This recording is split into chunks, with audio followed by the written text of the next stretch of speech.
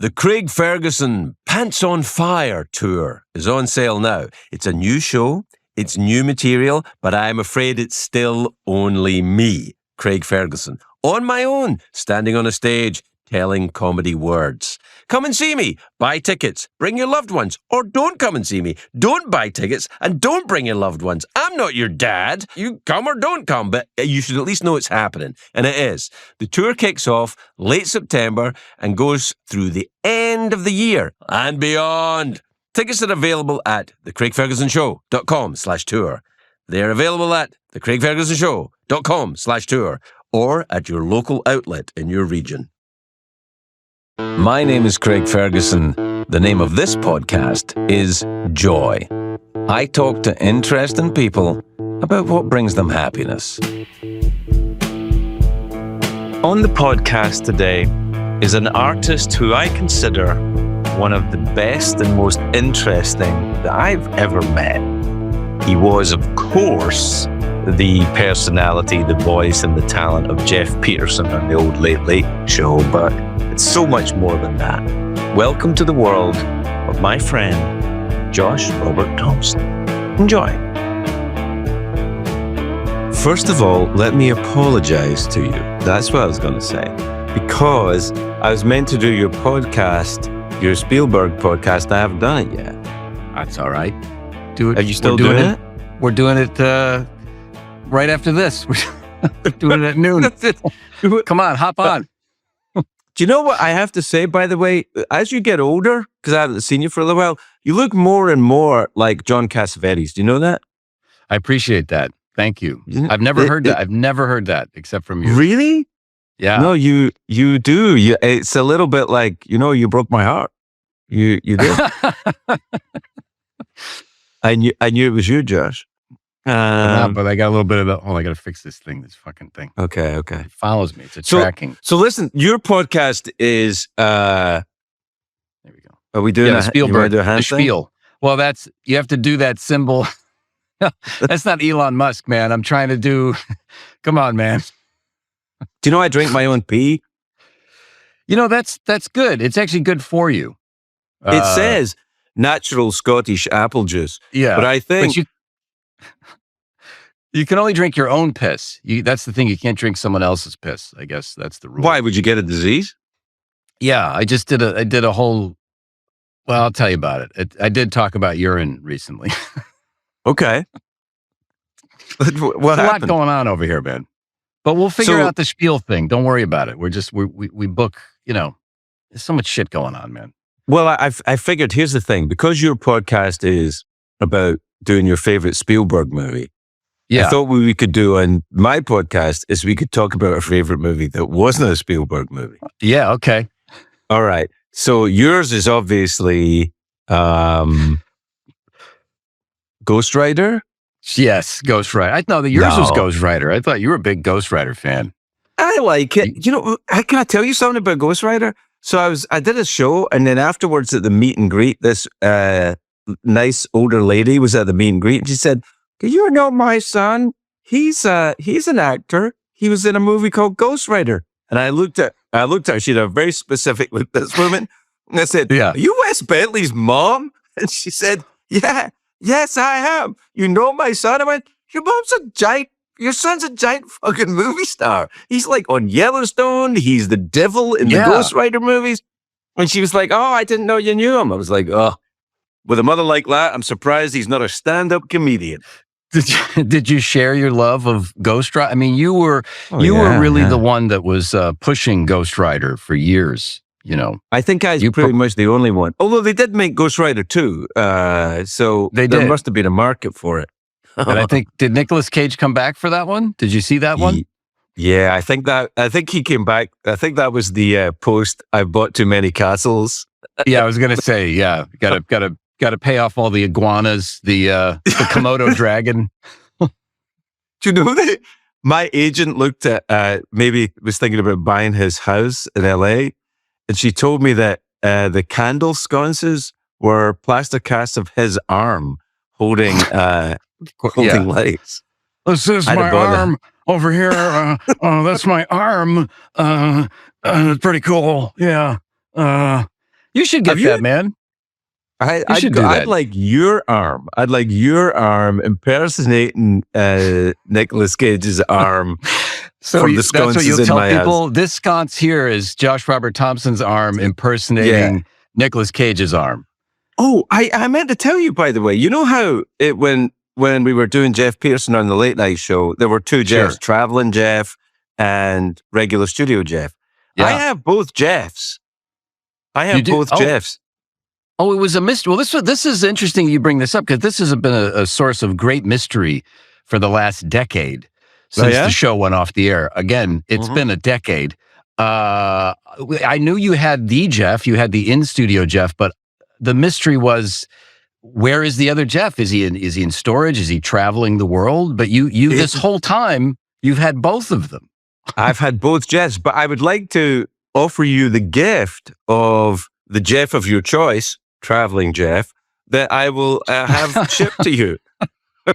So what you're saying is, you would send me, I can choose whichever Jeff I want, Traveling Jeff, and then you will ship that to me somehow, as long as it's one of the two Jeffs, Traveling Jeff. Traveling Jeff, yeah. But I feel like it should, first of all, you're famous for your Halloween parade that you have in your house. As a big pageant, big show. You're a major figure in the gay community in Los Angeles, and a lot of people come to. By the way, were you okay with the fire? So good. Have you seen his Halloween? It's fantastic. Your Halloween is very good, though. You're saying, Halloween. You're saying Jeff Peterson could be the centerpiece of the newest Halloween display, is what you're thinking. Well, you're famous for your Halloween display in Los Angeles. I don't look whether or not it's the centerpiece of the display. I don't know. That's up to you. I'm just supplying what you do with the Traveling Jeff once you get him there. That's up to you. By the way, you can have either Jeff, sad Jeff puppet you can show. have. Okay, but preferably Traveling Jeff. But definitely what Traveling Jeff. What you're saying is, I could do a sad, lonely, like, puppet show just on the front lawn at Halloween. You want me to hide behind a bush and have the remote control and, hey there, trick or treat. Actually, I wasn't suggesting that, but as you bring it up, it does sound pretty good. It sounds like good. It's a little sad, but isn't that Josh Robert Thompson? Hey, remember me? TV's Jeff Peterson. Help yourself to some candy. Go ahead. I don't know.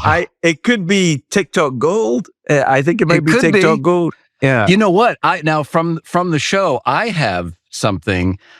They at one point made a puppet head, beautifully crafted, of you. So I have a Craig Ferguson puppet head.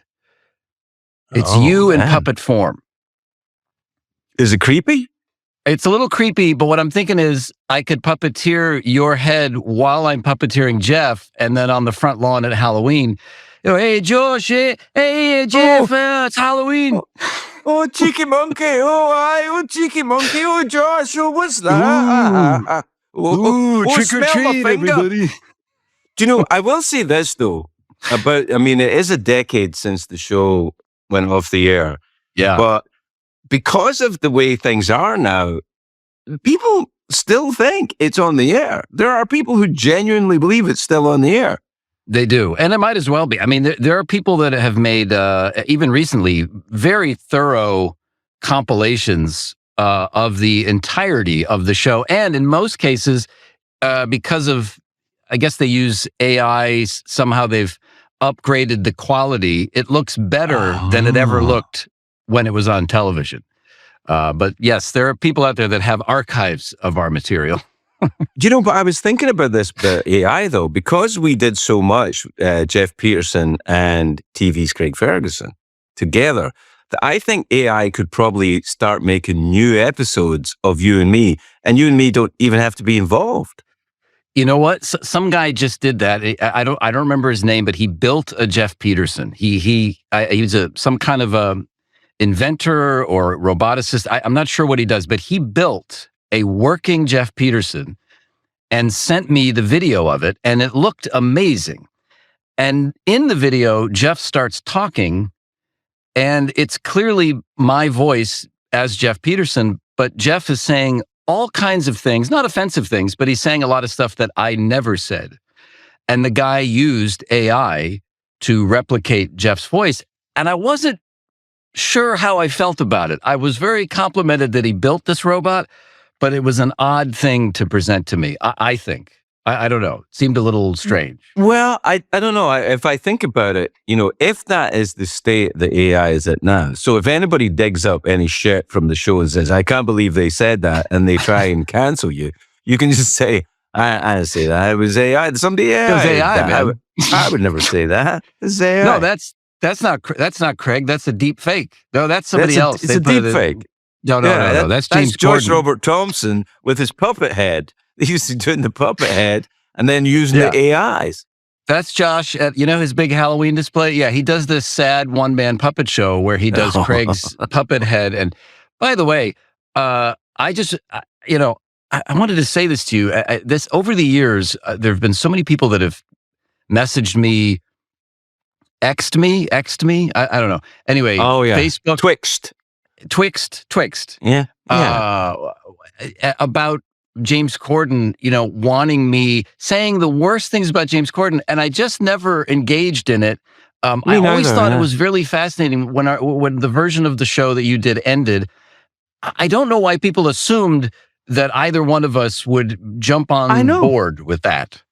I got the same thing. The people would say, hey, they would say mean things about James, who, in my limited interaction with him, was a perfectly sweet, very nice man. Yeah. And they would always try and say mean things about him to me, like I somehow didn't like him or was. It's weird, isn't it? Like you were going to join in and go, yeah, you're right. You know what? Let me say, because I went to a taping. I went to, I think, the last week of the show. Very strange to go back to CBS Studios, by the way. I mean, it was the same stage. They're going to knock it down, show. Though, I think. Aren't they going to knock it down? I think so. Are they turning it into a mall? Is that the legacy of? Yeah, I think that might be it. Which is fine by me. Yeah, but it was great. I mean, it was a great show. The writing was great. I thought it was very funny, and I just never understood it. I just never participated in that. No reason to. It's very strange. I think very strange. The kind of place I've come to with it, the show that we did in late night, I feel it was kind of like we're kind of like Fish or the Grateful Dead. We're not for everybody, but for the people that we were really for them. And I think that they get immensely loyal. And for the people that don't get it, they're like, I don't get it. We're like, that's all right. You don't have to get it. We have enough people who really, really get it. And because whatever the hell we were doing back then, I still don't really understand it other than, in fact, it's a piece of magical improv. It's chemistry. That's what it is. And actually is the argument I use against AI when I'm discussing it. It's like, okay, make me and Josh Robert Thompson in AI. And maybe they can't. No, they can replicate the voices, but that I was just thinking about this yesterday. The interactions that you and I had on that show is not something that you can plan for, and I only have that with a few people. You're at the top of the list. It's a very small, short list of people that I have that with. The other guy is a guy named Jeff Richards, who is an astonishing comedian and impressionist.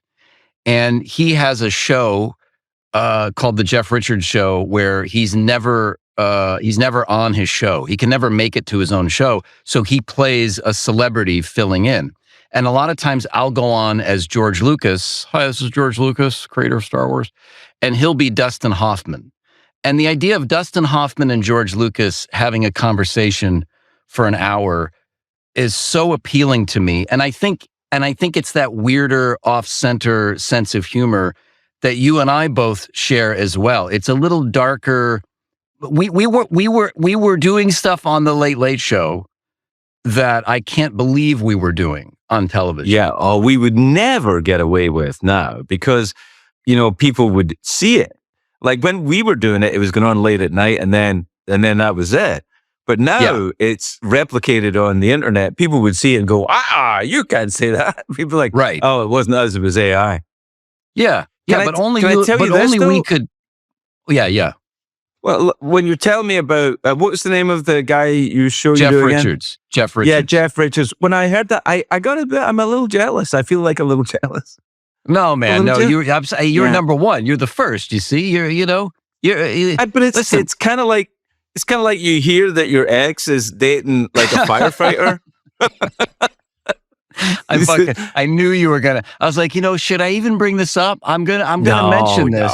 No. I'm a little jealous. It's you, Jeff Richards. I mean, there's a couple other guys. If you want me to say their names as well. Oh, sure. Just give me your whole list. Why don't you? Who are they? Well, listen. You know what? What's very special about what we did is that you couldn't see me. We talked about this before. I came on the show before, but that's the magic trick, man. Like, you were improvising to nothing. I mean, I was there, but you were looking at this skeleton robot thing. And so that's an even more difficult form of improv. That's a real magic trick. And the fact that it worked with that is incredible to me. I think that, I mean, I hate to, knock it back, but I think that's more about you than it is about me. I think that you kept throwing stuff to me that I couldn't resist. Like you would open the robot's mouth and have a harmonica sound come out of the mouth. I mean, there are things now, even like, I'll be in the shower or something and I'll think about stuff that we did and I'll start laughing again. Do you remember that when we were doing that whole thing where you and the horse were going to get into a fight with each other and I had to break it up? And Jesus, I mean, all done with body language and shouting. I mean, it was really... It's true because Joe Bolter, who was at the front of the horse, had nothing. Right. All he could do was say yes or no, really, with Secretariat. And the mileage he got out of those two expressions was just gold. And then I would say, kick his ass, man. And Jeff obviously couldn't move from the lectern. So I think we were having a good time. I think we were, right. It was like an in-joke.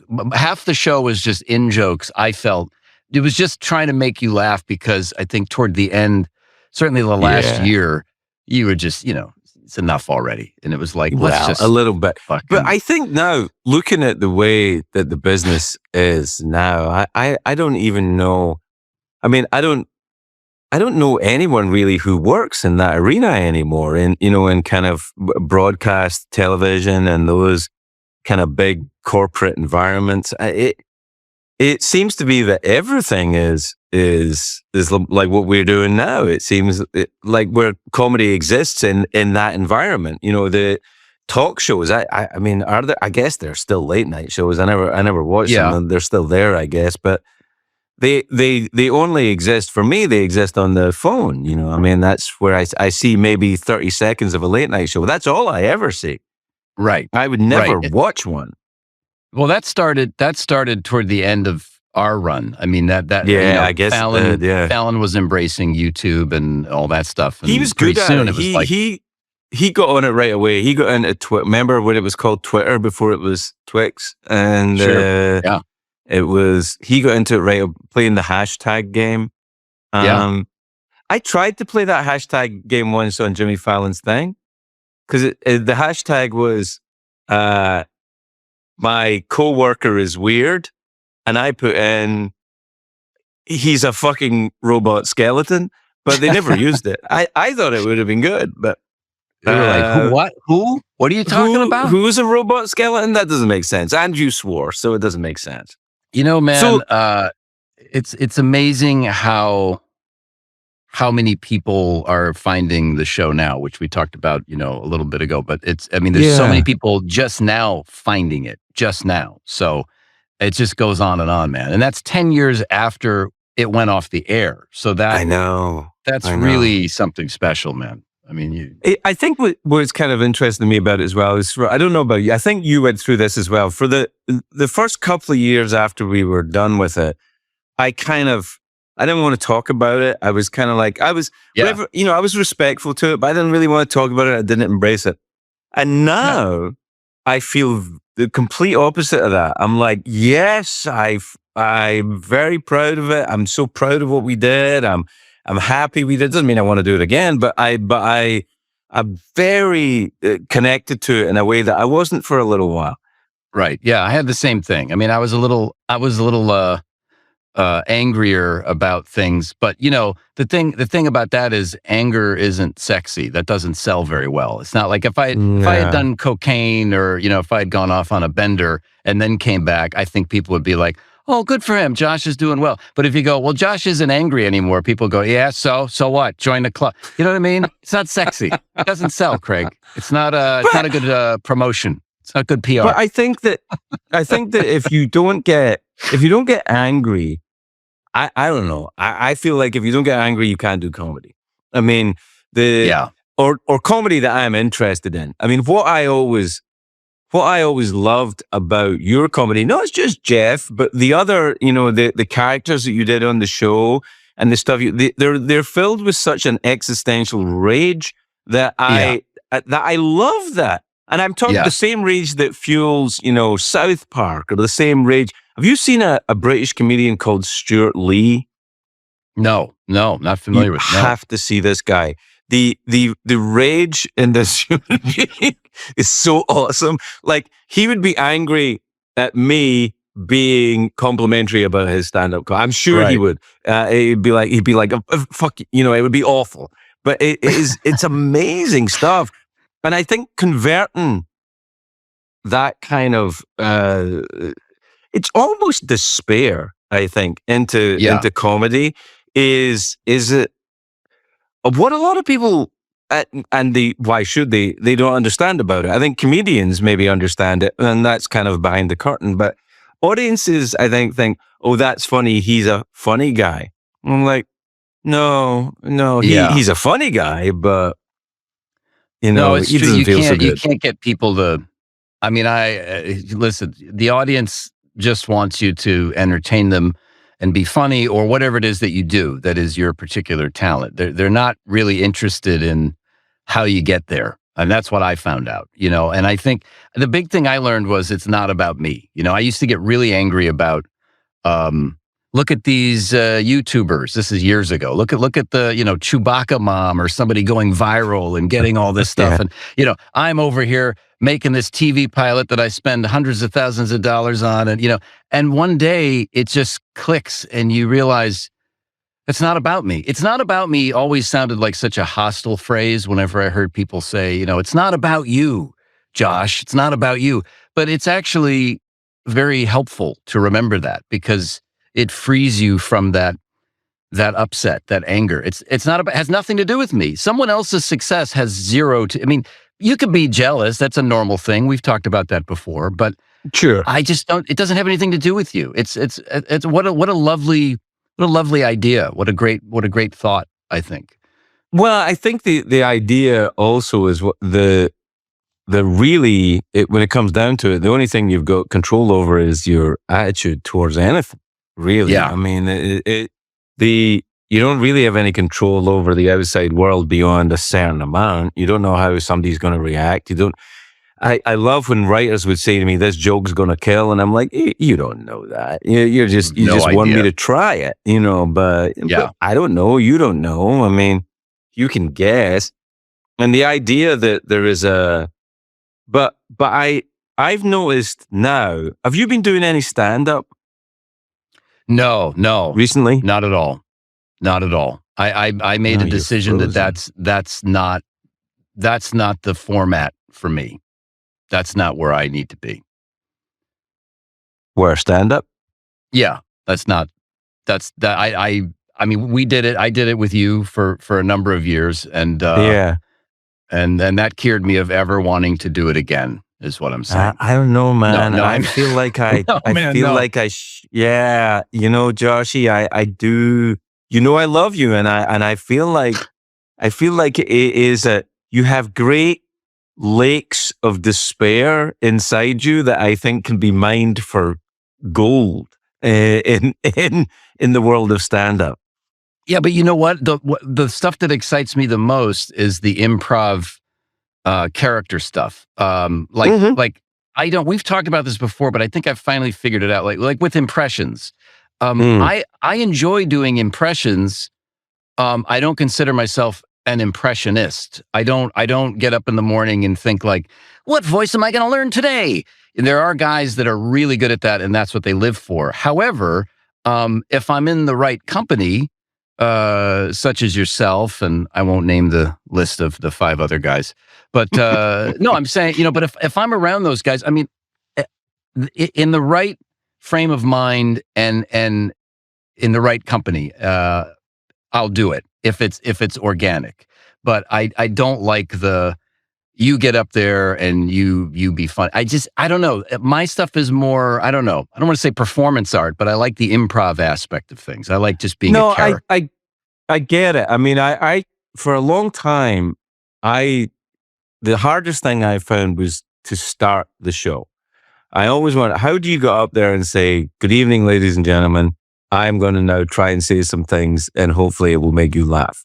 And it took me a long time to now I can get up there and say, good evening, ladies and gentlemen, I am going to say some things and hopefully it will make you laugh. And that's all you really have to say. Right. But right. There was a sense of, I don't know, I feel like you may have this, I kind of know you do. There's a sense of, there's some kind of weird sense of shame or embarrassment or something that lives inside you that as a performer, you kind of, you have to wrestle with a little bit. It's because when I see some people go up and just talk about how great they are, I am in awe of that level of confidence. I don't have it. Yeah. Yeah. No, well, we're seeing something interesting happening though, too, where a lot of these comedians that have podcasts, I find that their podcast is more entertaining and interesting than their stand-up.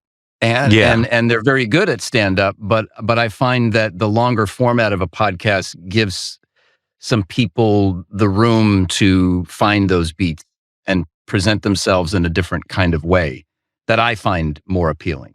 There's a bunch of big comics that do their podcasts, and then they use that as the platform to get you to go see their show.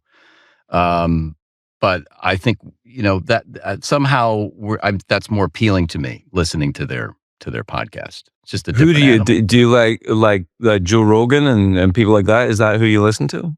Yeah, Joe Rogan I think is interesting. I find it entertaining, sometimes educational. I don't swear by it, but like Theo Vaughn, I think Theo Vaughn is a guy who is so unique in his voice. I've watched him become more confident as a host, as a person, as a human being. So we're that's the other thing. You're watching people. You're spending time with these people on a podcast in a way that you don't get to necessarily in stand-up. And I think like with Theo Vaughn, it's been really nice to watch him grow over the years. And I think he's a fantastic host. I'm less familiar with Theo Vaughn's work, but I'm obviously aware of Joe Rogan, who kind of almost created it. He created this thing. It's like he created a new type of discussion, a new type of way of dealing with things, which is fascinating to me. And I think he adopted it early and he investigated it and he went at it and he found and created a thing. It's so unusual and rare to see a person do that. I think it's fantastic. Yeah, but I like that he talks to, I just like that he talks to anybody. That's kind of, I mean, it's not as silly as when I used to watch the Morton Downey Jr. show. In the 80s, we had Geraldo and Morton Downey Jr. show. A lot of that stuff was staged, but it retains some of the essence of that in the sense that it takes chances. Joe can do whatever he wants. It's his own format, and it speaks to what broadcasting used to be. Especially coming from the public access local TV world, as I do, which is what your thing, right? That's how you started. And that's what our show was. You joked about that the show was broadcast from CBS's basement, but we were essentially doing public access TV on network television, and I think the show was better for it. That's we had such freedom that we would never have now. I don't think we would ever have that freedom now. I just don't think. I think it's weird because there are so many. Whenever I rub up against the executive world, it used to be when you talk to executives in show business in Hollywood, they were people who were fans of show business. They had things that they liked. They had, I feel that there's less and less and less of that. When I talk to executives now, they're people who worry about spreadsheets and algorithms and two-screen interaction and all these things that they say now. And they worry about the business of it being successful rather than being excited about what they're making. Now, I think there's always been an element of that, but I think it's kind of like tipped into this weird mincing machine that, look, there were always the factory, my mother, the car type shows that we just want to throw shit out there and try anything. But they don't try anything now. It's like when I see something new, I'm genuinely shocked.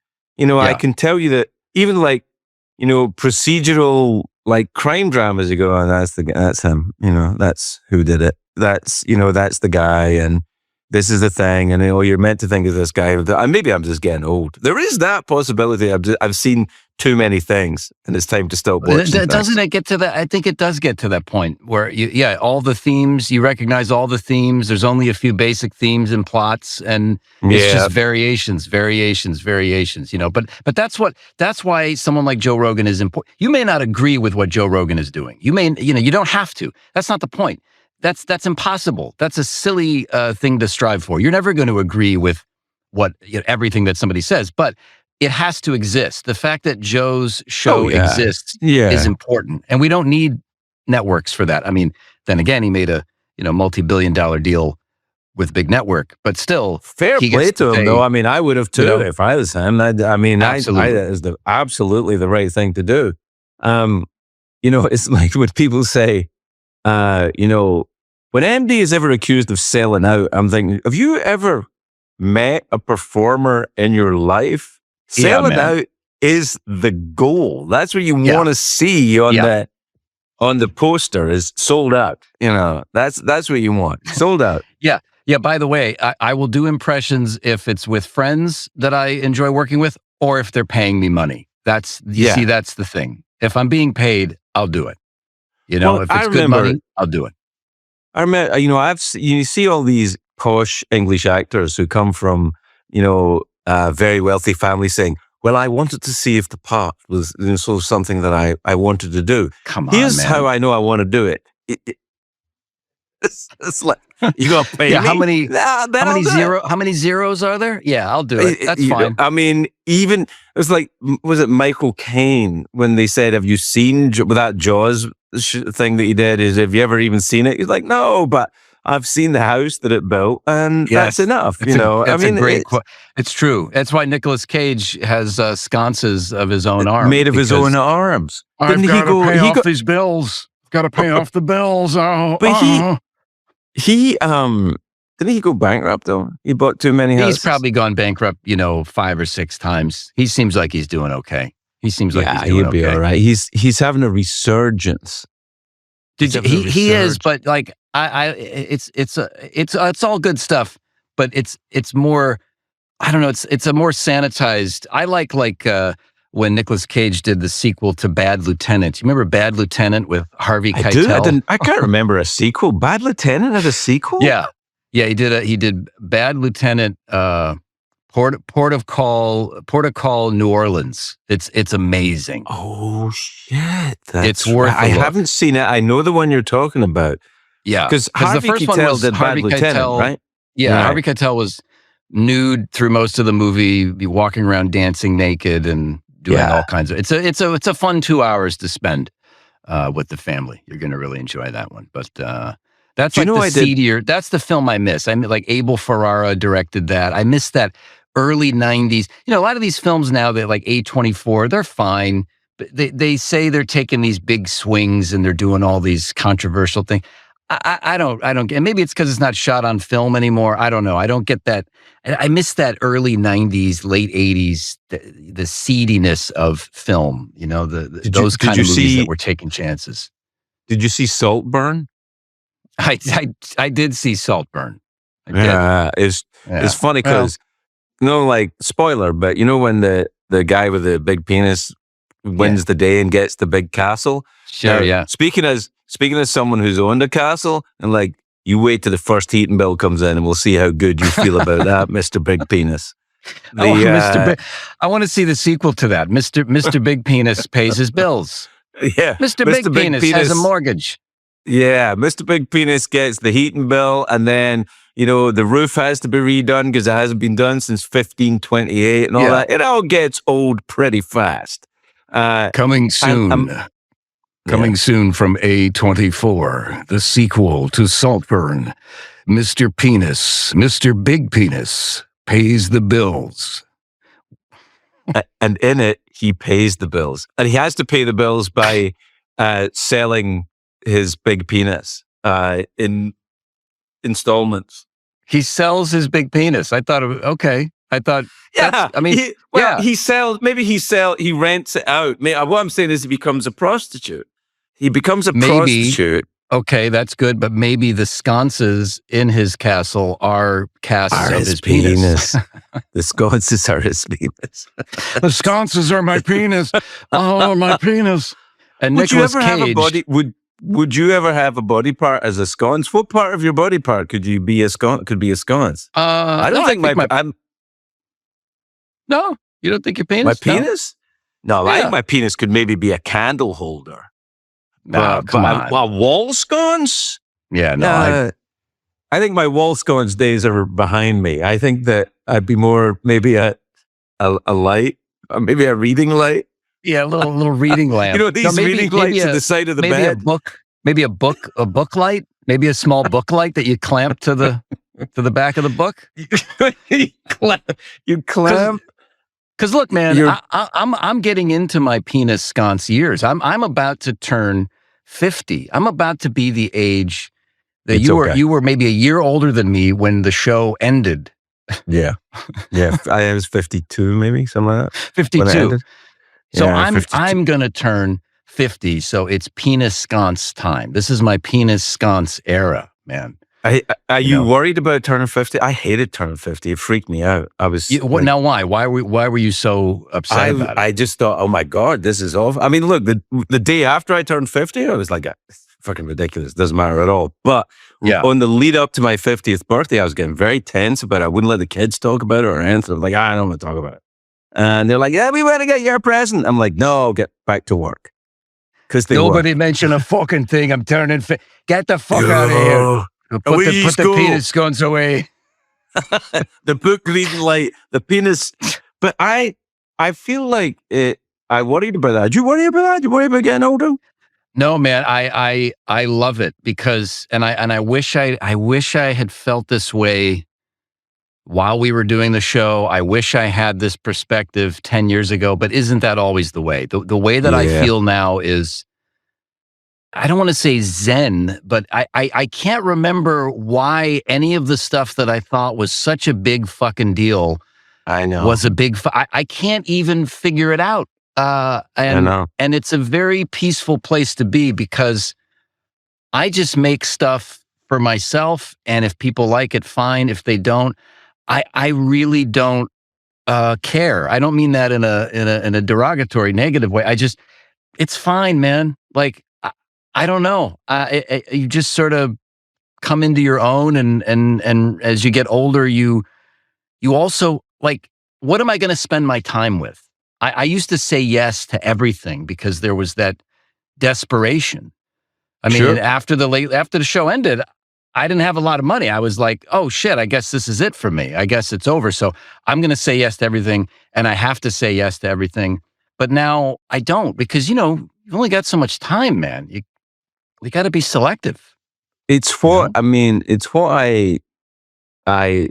you're talking about the end of the show, that was one of the things that I had to come to terms with, because I was the age you are now, which was when I was 50 years old, they were coming to me and saying, well, we can do another set of years and another set of numbers and money. And I realized that I was negotiating with a commodity that I didn't really have, which was time. I was, it's only another year, it's only another 2 years, it's only another 5 years or whatever it was. And you go, but I don't know if I have that. It would be, and I felt like, looking back on it now, I did have that time, but I didn't know, and I didn't want to I didn't want to hate the show. I didn't want to get to a point where I hated it. They were nice. They were nice. I think they were nice in any job where you think, oh, fuck this shit, I can't do this again. But I didn't, I was so fucking rare that I ever felt that when we were doing late night. But in the, maybe about a year or maybe 18 months before we actually finished, that's when I was getting the closest to it. When I was like, again with this, again. And the only thing that made me laugh actually was the shit that we were doing. Yeah. Yeah. And that was the only thing. And I feel like now, if I'd have known then what I know now, I'd have said, well, let's just cut everything and we'll just do, the Jeff and Craig Comedy Hour. And that's what we'll do. Right. Yeah. And that's what we should have done. I think it's just we'll just do that. Just do what we want. But they would have fired us. You understand that? Well, yeah, sure. We probably would have gone another couple months at least. You could have squeezed a few more months out of that show. Yeah. But you know when you know. But I have also, as I've gotten older, realized that two things can be true. Like I used to have this attitude of, I'm sick of doing impressions and that's it. I want to write. I want to be a writer and I'm a filmmaker. That's what I do.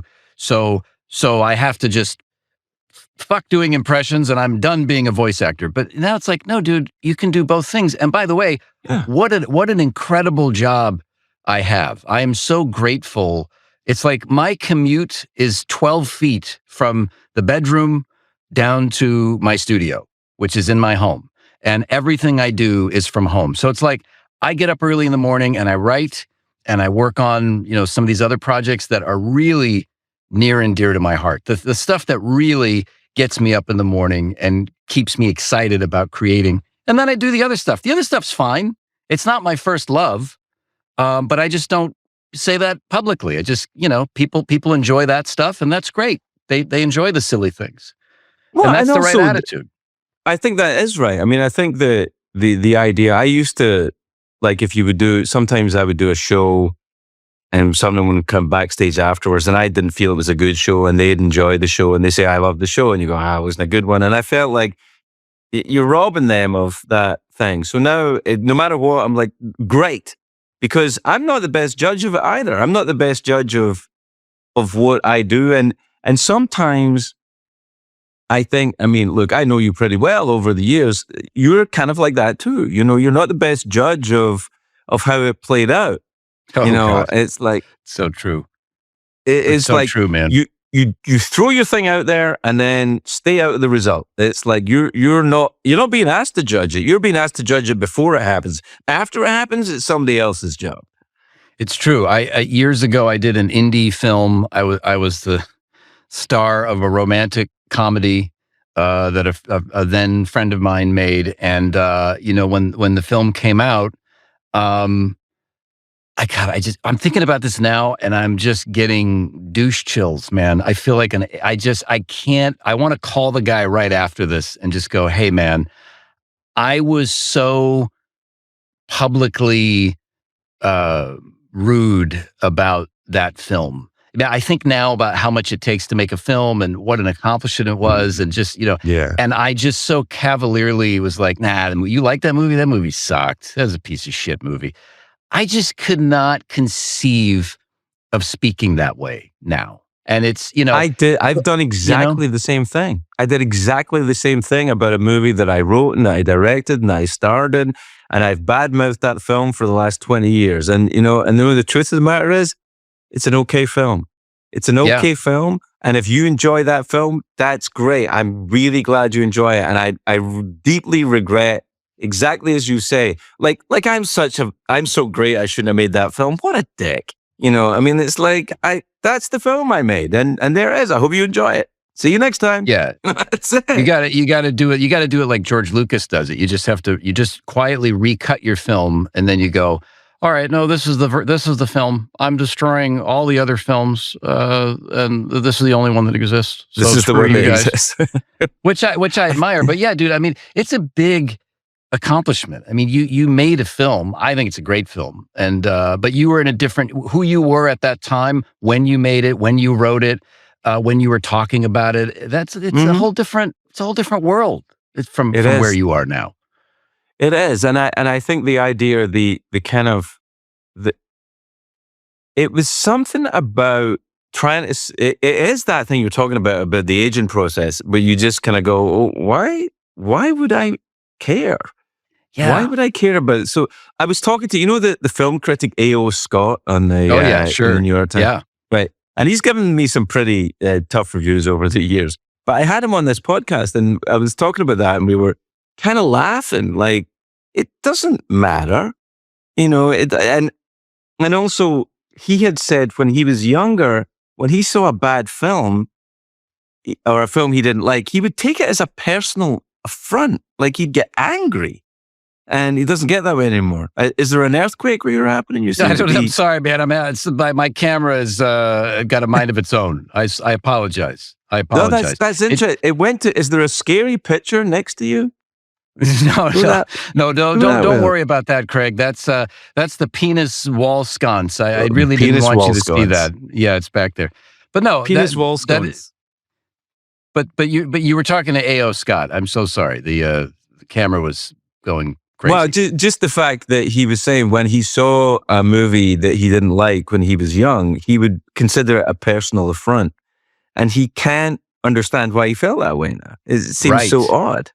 Oh, it's so true. It's so, when I worked at Blockbuster Video, I was a manager at Blockbuster Video, and man, the shit that it was like that movie High Fidelity, one of my favorite films with John Cusack. It's a brilliant film. I think it was based on the Nick Hornby novel. Nick Hornby book, yeah. Yeah, it's a fantastic. I mean, it's a great film, folks. If you're listening, if you haven't seen it, please check it out. But I felt like that guy. I felt like Rob in that movie, working at Blockbuster Video, because I was just anybody's movie choice. Any movie that they brought up to the front desk, I would just go, "Oh, really? You're gonna watch Armageddon? Armageddon's a piece of shit." Oh, the shit that I would talk on Michael Bay, who, by the way, I absolutely have so much admiration for. I think I own most of Michael Bay's films. There's no way I could do what Michael Bay does. Michael Bay is so fucking good at what he does. He is incredible. I would love to meet him. I'd love to hang out and watch him work. But at the time when you're 20, 21 and you're full of piss and vinegar, that's what you did. But now you get a YouTube channel and you do that instead. I guess that's how that works. I don't know. Well, and you know what? It makes me feel bad for the young a little bit, because there's documentary evidence of everything now. So if you go like 25-year-old, 35-year-old Craig Ferguson, the bullshit that he's speaking, it'd be pretty hard to find it. But there's some out there, I'm sure. But most of it wasn't recorded. I wasn't speaking it into the ether that is going to live forever in digital form. I'm so glad I wasn't, recording my stand-up when I was 24, 25 years old. God knows what I was saying. Oh, God. Nothing that's going to endear me to people now, I mean, that's for sure. I was going to ask you that because, imagine if you were live streaming while you were drunkenly wandering the streets of Scotland. Can you imagine? Because I did. I'm saying it because I did. And, it was kind of a weird performance art. Some of it was bullshit. A lot of it was real. But, and I think in a weird way, for this new audience in this new era of social media, in a very strange way, it endeared me to a lot of people. It actually made me more vulnerable and real to a lot of people. But it's also something I would never do again. It also did fuck me up for quite a number of years. And, but you're right, it's forever. Someone out there still has those things, I'm sure, just waiting for the right moment. And you know what? My response would be, what am I going to do? That was then. I was an idiot. What can I do? Spend the rest of my life atoning for just being who I was? I mean, look, it's to ever this though. I mean, I've written books, and I've gone back and look what I wrote in the book and go, Jesus Christ. Right. It's like, but it's there now. It's in a book. So, you know, if someone reads that 100, 150 years from now, they'll think, well, that's what he thought. And I'm like, well, I thought it at the time I wrote the book, but, you know, 6 months later, I didn't think that, you know, and then I was like, oh, that's wrong, but it was out. There's nothing I could do. But see, that's interesting. That's interesting because my obsession years ago was to make sure that every single person that had that feeling about my work, every single person that took anything I said out of context, I was going to go ahead and reply to them and email them and message them and try to turn them back around to and you will go fucking insane if you do that. Yeah, you will. You can't interact with people that way. I just don't think you can. I don't think it works. No. And I think also, particularly if you're talking about like comments or you know, things that people post online, a lot of that's not really even about you. It's about, you know, I hate my life. I think his life is better than my life. I'm annoyed at that. Or I feel that his point of view doesn't line up with my politics. And so I'm annoyed at that. And, you know, it's like, I don't think that it really works. It's not like being in a room with someone. It's kind of the way I feel about this podcast, actually, which is I feel like in the world of like talking to people for a living or performative conversations, I think I'm as good as anyone who does it. But I think when it's done online like this, I'm as good as anyone who does it online like this, which is not as good as I can do it in the room. I'd rather be I'd rather be in the room with you right now talking. Always. Yeah. And I feel like that's something that's kind of lost a little bit on a lot of people, that the conversation that exists online, even between we know each other pretty well, but even this conversation would be different if we were in the room. It would be. Yeah, I agree. I have that same problem with it's not a problem, but it's with the podcast that I'm doing now, the Spielberg podcast, where we when we record the show, my co-host Eric Vespi is in Austin, and we do it obviously online, but there's no visual element. So not only do we don't see each other, so it's like talking out into the ether, and I never have any visual cue of when someone's going to start. Then you add a guest in there, and I often on the show still feel kind of lost. But I don't beat myself up about it, which is what I would have done years ago. I just kind of go, yeah, this is just the format. It's like what you're saying. This is just the nature of this beast. If we were all together in a studio, be different, be completely different. So I'm not going to sweat it. I'm not going to worry about it. It's like doing a talk show. I do the Kelly Clarkson show I did it just this morning. And that's an amazing show to do. It's so much fun. It's very easy. I do her game show segments as the voice of God, who sounds a lot like Morgan Freeman. Hey, Kelly, what's going on down there, girl? But they're in New York now. They moved the show from LA to New York. Thankfully, I still get to do the show from here remotely. Again, the 12-foot commute, 12 foot from an outlet, you see?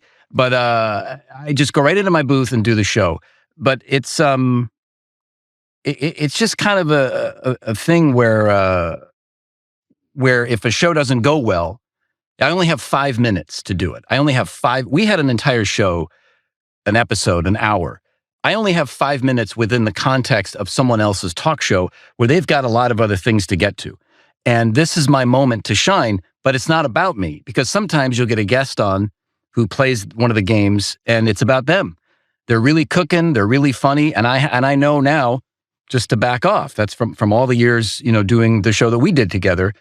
I just know intrinsically how to do that. I go, all right, I'm going to let them have this. But I used to really beat myself up and go, fuck, man, I should have done this. I should have done that. I should have said that line. Fuck. It doesn't matter because there's another show tomorrow. That's what you said. I remember you saying, doesn't matter. There's another show tomorrow. No one's going to remember. It doesn't matter.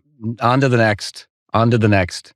And that's really the attitude to have. I still kind of feel that way as well. That, whatever, there are people in my life and you are definitely one of them. There's 5 other guys, but I'm not going to tell you who they are. Son of but a... there are people, oh, my God. But there are people in my life, like, no matter what you do next, I'm interested. I'm interested and I want to see it because I know that it will be unusual. And it used to be this thing, whenever I watched, there was I'm not a big sports fan, but I used to watch Kenny Dalglish when he played for Celtic and for Scotland when he played football or soccer. And he's one of those players that whenever he was in 30 feet or 30 yards from the goal, he wouldn't score every time, but something really exciting would happen every time. And that's what I think it's about. It's like, it's not always going to be a goal, but it's always going to be worth seeing. And that I think that's the mark of an artist. That's all right. You look at every Picasso and go, oh, they're all great. Come on. A lot of them are shit, but he gets there in the end. I think that, you know what, man? I go one step further with my photography and my music. I like to do a lot of ambient electronic music. Guys I grew up listening to, Steve Roach, Vangelis, Robert Rich, Tangerine Dream. But I do this stuff and I put it out into the world, but nobody knows. Some people will find it. I've built a tiny little audience of people on my Instagram, my other Instagram, which is my music and my photography, and it's about 100 followers. And this is not to downplay the many other thousands of followers I have for the other stuff, but somehow it means even more to me because it's like this secret, safe place I go to do the stuff I really like to do. And I don't even care if anybody sees it. And because I've been doing it now for the last couple of years, it's really gotten me into that headspace where now I'm ready to do some bigger things. And I just really need that. I have to have that place to go to. It's very, very important to me. Keeps me kind of centered, I would like to see that. I would like to see that thing. I will send it to you. Are you keeping it secret or can just say it to me? No. Well, I'll say it to, yeah, well. Or send it to me. No, I'll say it to you. The name of my band, it's just me, is called Distant Sound of Trains. And the name of my Instagram is Distant Sound of Trains. My favorite noise as a little boy growing up was the distant sound of trains. Sound. I know the exact sound you mean. I love it. Middle of the night. Train whistle at night. Yeah, I know exactly what you mean. It's the greatest. Because the sound travels. The air is different at night, and the sound travels further. No, and there was something haunting, and the idea of like there's somebody there in that train.